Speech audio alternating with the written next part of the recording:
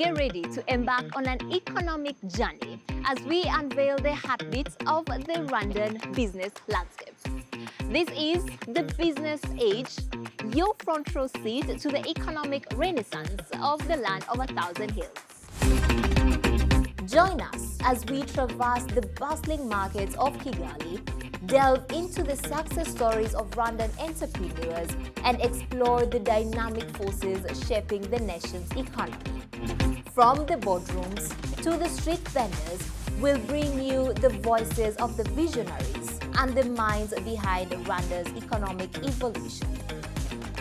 Discover the fusion of tradition and technology, witness the agricultural innovations transforming rural communities, and explore the cutting-edge innovations propelling Rwanda into a new era of economic prosperity. From the city lights to the rural landscapes, every business is a story waiting to be told.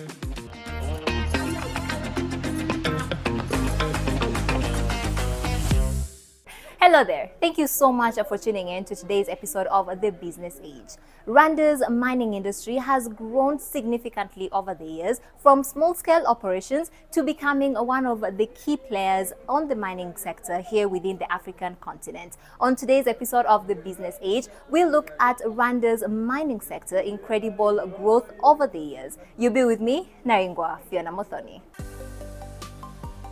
According to data from the Rwanda Mines and Petroleum Board, the country currently has about 136 licenses for mining, which are owned by 99 companies. This shows a growing number of entities involved in the extraction of minerals, which is a promising indicator for the country's mining potential. Additionally, there are 18 exploration licenses held by 17 companies. To move up the value chain, Rwanda is also focused on developing its value addition capabilities with 3 value addition facilities currently operational. Mining remains one of the key contributors to Rwanda's GDP. Over the years, the sector has undergone significant modernization with improved technology, stricter regulations, and a growing emphasis on sustainability. Rwanda is now recognized as one of the leading producers of tantalum in the world. The Rwandan government has implemented policies to formalize and regulate mining, ensuring that it is both profitable and environmentally responsible. We're currently at the Bashamba mines that's managed and exploited by Gamiko Limited Mining Company. It sits on about 200 hectares of perimeter here in Nyamirambo in Kigali City. Monthly, it produces about 24 to 32 tons of tin. So we are sitting here, it's in the Kigali sector, in the district of Nyarugenge. So it's near a neighborhood called Norvège. So we have a tin mine. We mine tin. So we extract it in an ore mineralized rock called Cassiterite. So this mine has been opened by Belgium company during colonial time in 1931.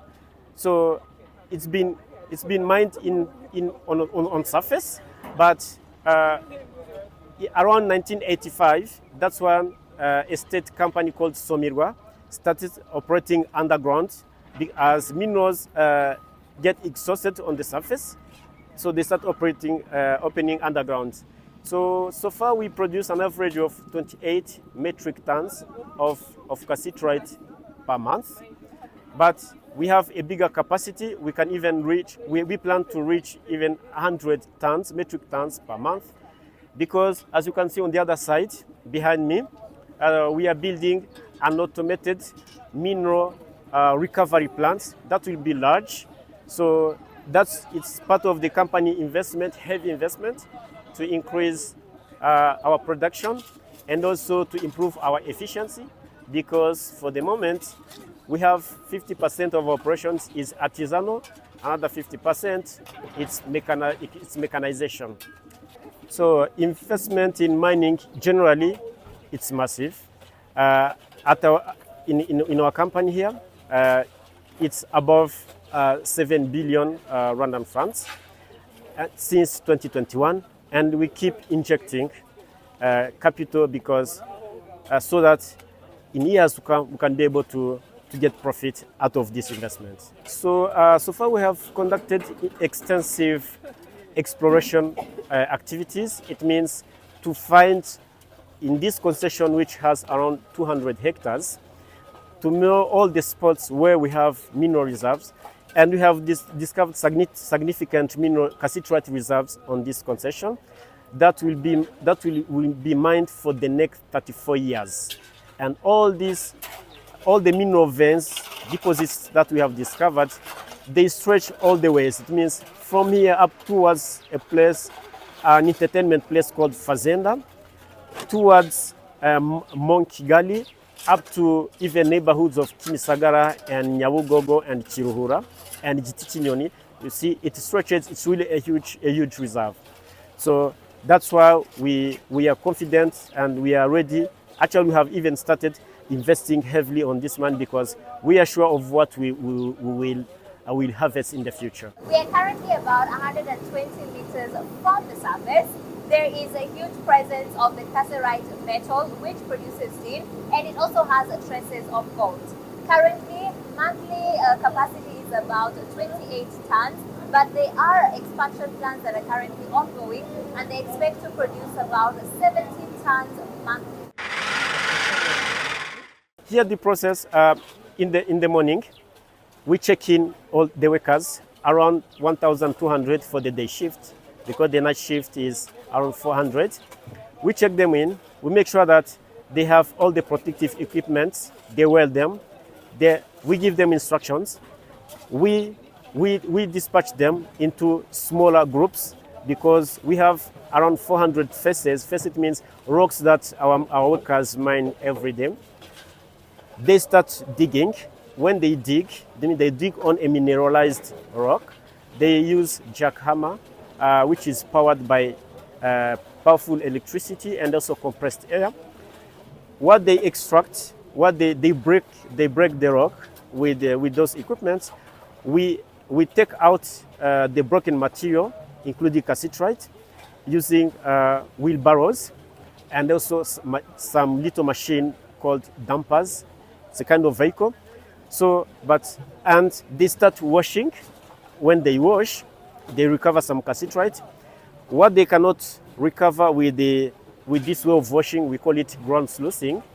We take the tailings, to mean the waste, to the processing plant that you see, that you'll be able to see at the other side of this place. We use machines like crushers, different types of crushers, shaking tables, what we call jigs.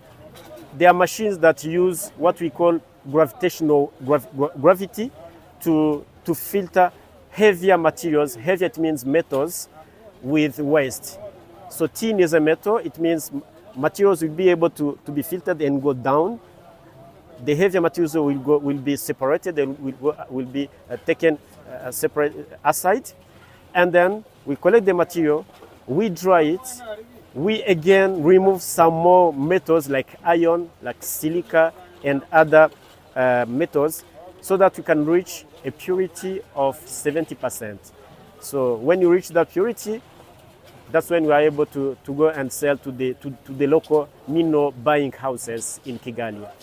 So on this company, on this concession, we have also spotted some traces. It means some signs that we have gold on this concession, because gold is not our area of specialty. It means because we need extensive and exploration works, which are, you need to have millions to be able to pay for those type of works, of researches.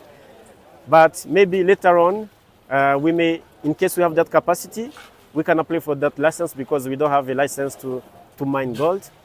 But for now, we are not even sure whether it could be economically viable, but that's how minerals are discovered.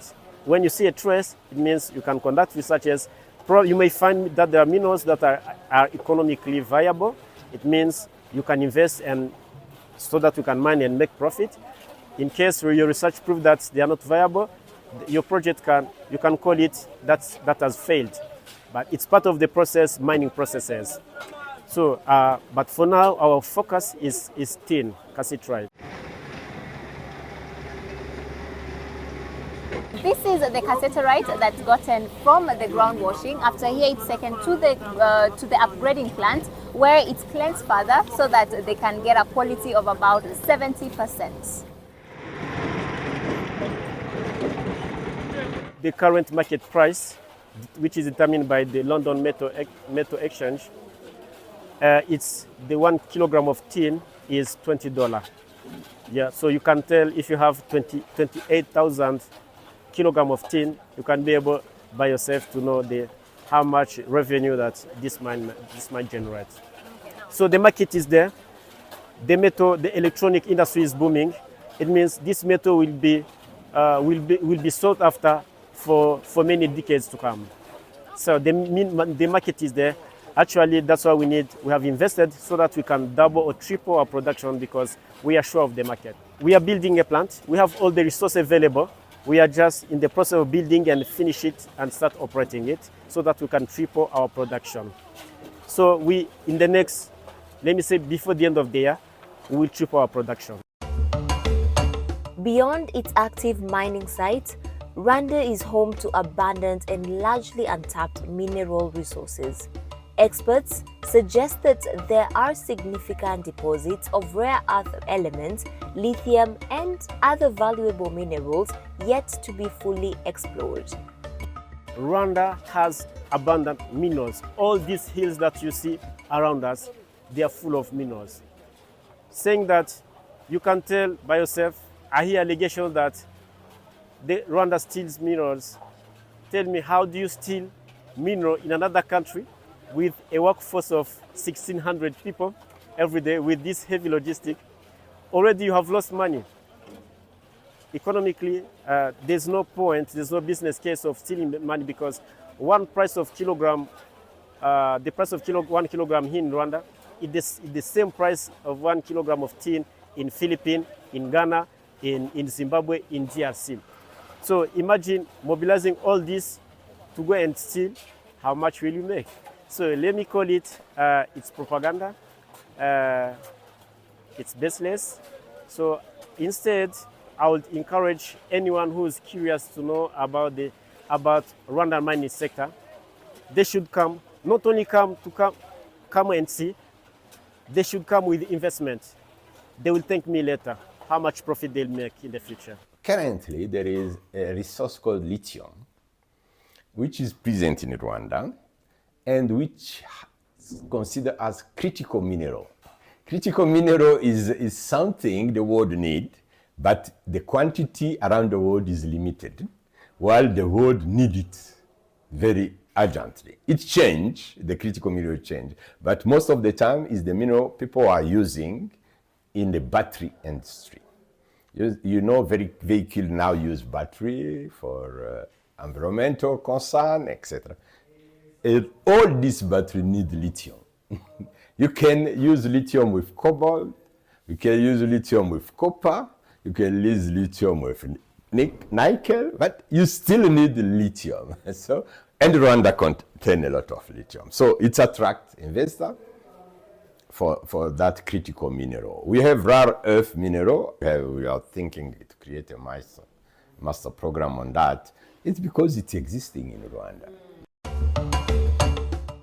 According to experts, mining in Rwanda dates back to the pre-colonial era. The industry played a major role in Rwanda's colonial economy, with exports reaching global markets. However, post-independence, there was a decline due to political instability and a lack of infrastructure. Since human being exists, it's deal with mining for his weapon, for his tools, for everything. Before even the colonial people, Rwanda used to use tools in iron, which was mined from the ground.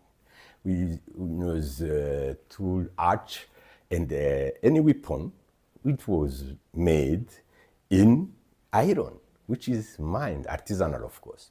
But if we go in history, we can say that since the German colonial period already, there was some research done in mining in Rwanda.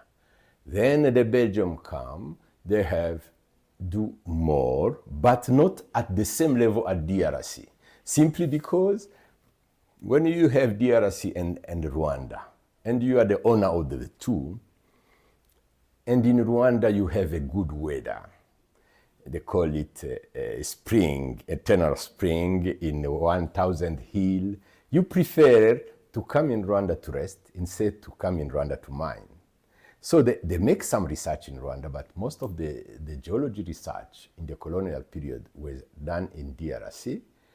But the Union Minière du Haut-Katanga, which is located in the south of Congo, work also in Rwanda and determine the deposit which is in Rutongo and Rw'inkwavu, etc., and start to mine since 1930s and produce a lot of mine. After the independence, Rwanda continue with the company like Somirwa, etc., and they continue to mine until the genocide. But when you are doing mining, there is something very crucial. You need to continue to invest. If you just mine and take the resource and consume the resource without investing, at one point you collapse. That's why geologists work with mining engineer. Geologists determine the deposit. Then the mining engineer comes to exploit the ore, and geology continue to do what we call development. The future zone of exploration continue during the life of the mine. If you stop doing geology, at one point you consume your resource, or it become not that interesting to be mined because of it making deeper and becoming expensive and non-profitable. So you need to change. So it is a life of mining in the region. The Rwanda at one point become stuck. It coincided with the genocide, with a lot of things. Then after the genocide, we continue to mine in Rwanda. No one who are a bit knowledge about mining cannot say Rwanda do not have mine. It's not possible.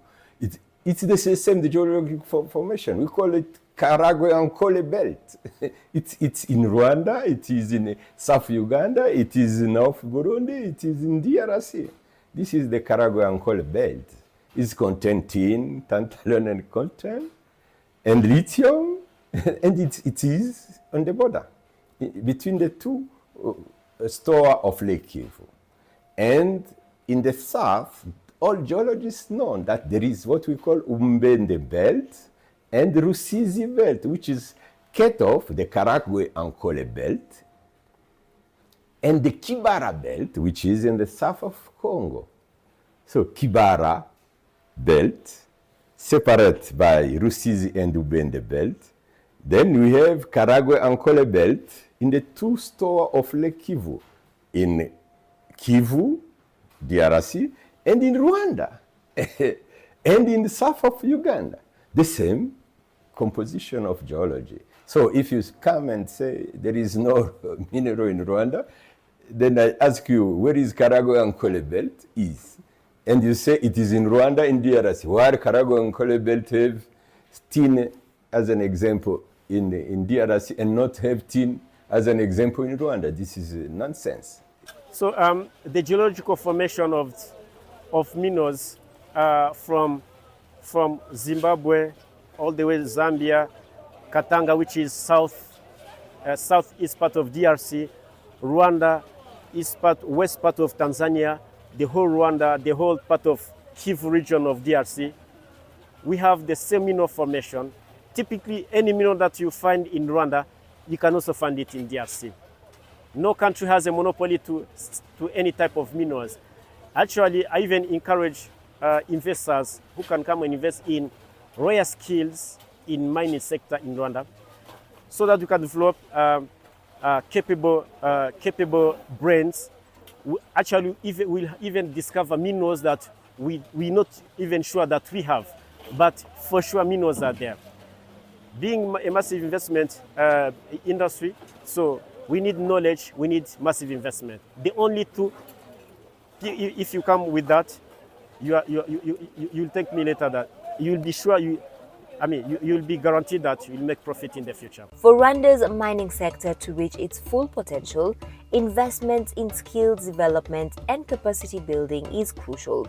The industry requires a highly skilled workforce trained in modern mining techniques and mineral processing. All this information in geology, there is different steps. Step number one, to have that study, general study. Step number two, to have deep zone, identify where you want to mine.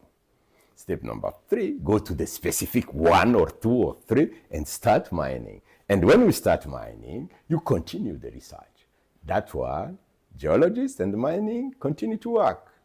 And the mining produce, the geologists continue to explore further resources in the zone until the zone is completed. Then we do what we call, and also missing in Rwanda, we rebuild the place where mining was. We call it mining closure.